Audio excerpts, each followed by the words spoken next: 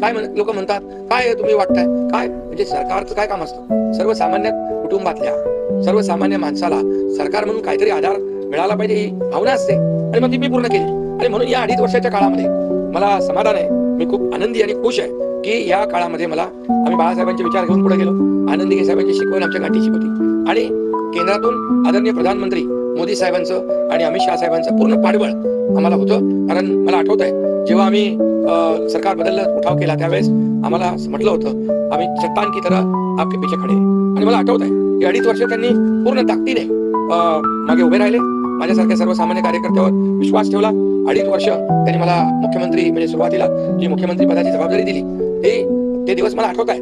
आणि त्या प्रत्येक दिवसाचा, प्रत्येक क्षणाचा वापर आम्ही राज्यातल्या जनतेच्या हिताकरता केला. आणि म्हणून मी मोदी साहेबांना, अमित शहा साहेबांना देखील खूप धन्यवाद देईन की त्यांनी पाठबळ दिलं आणि योजनांना देखील मदत केली.